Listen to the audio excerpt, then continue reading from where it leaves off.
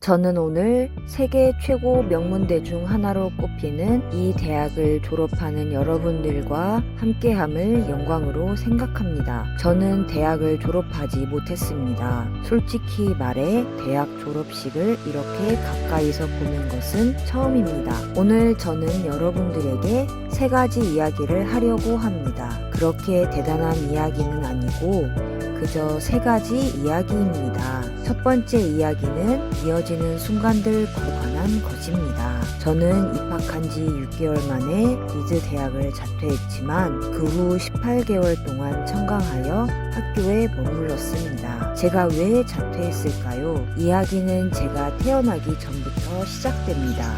제 생모는 젊은 미혼모 대학생이었는데 저를 낳으면 다른 사람들에게 입양을 시키기로 결심했습니다. 그녀는 대학을 졸업한 사람이 저의 양부모가 되기를 간절히 원했습니다. 그래서 저는 태어나자마자 변호사 가정에 입양되기로 모든 계획이 확정되어져 있었습니다. 대기자 명단에 있던 양부모님들은 한밤중에 어떡하죠? 예정이 없던 사내아이가 태어났는데 그래도 입양하실 건가요? 라는 전화를 받았습니다. 그들은 물론이죠 하고 대답했습니다. 그런데 나중에 알고 보니 양 어머니는 대졸자도 아니었고 양 아버지는 고등학교도 졸업하지 않았습니다. 친어머니는 입양 동의서에 사인하기를 거부했습니다. 생모는 양 부모님들이 저를 꼭 대학까지 보내주겠다고 약속한 후 몇 개월이 지나서야 마음이 누그러져 받아들였습니다. 17년 후 저는 대학에 가게 되었습니다.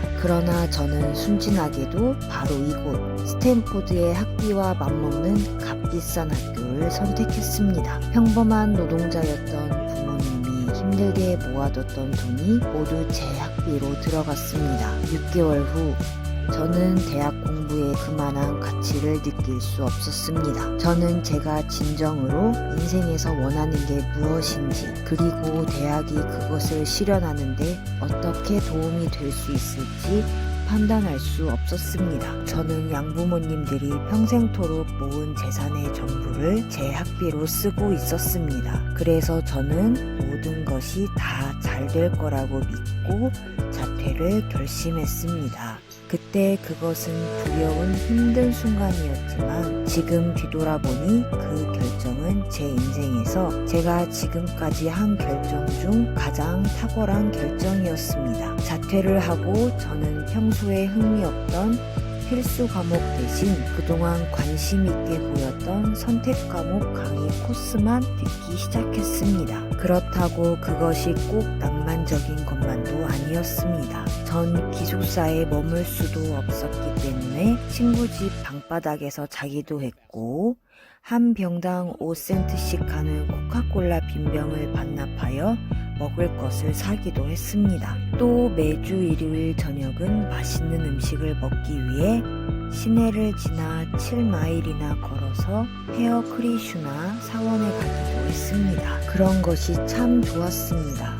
당시 순전히 호기심과 직관에 따라 한 일들이 후에 정말 돈으로 살 수 없는 값진 것들로 나타났습니다. 한 가지 사례를 들어보겠습니다. 그 당시 리드 칼리지는 아마 미국 최고의 서체 습작법 교육을 제공했던 것 같습니다. 학교 곳곳에 붙어있는 포스터, 서랍에 붙어있는 모든 라벨들은 너무나 아름다운 수기 서체들이었습니다. 어차피 자퇴하여 정규 과목을 듣지 않아도 되기 때문에 서체에 대해 배우기로 결심하고 서체 수업을 들었습니다. 그때 저는 세리프와 산세리프체를 배웠는데 서로 다른 문자끼리 결합될 다양한 형태의 자간으로 만들어지는 굉장히 멋진 글씨체였습니다. 그것은 과학적인 방식으로 따라하기 힘든 아름답고 역사적으로나 예술적으로 미묘함을 갖고 있었으며 사실 이때만 해도 이런 것들이 제 인생에 있어서 실제로 응용 가능한 희망이 되지는 못했습니다. 그러나 10년 후 우리가 매킨토시 컴퓨터를 처음 디자인할 때 그것들은 고스란히 구현되어 나타났습니다. 우리는 그 모든 것들을 맥킨토시 디자인하는 데 투입했습니다. 맥은 아마도 아름다운 서체를 가진 최초의 컴퓨터였습니다.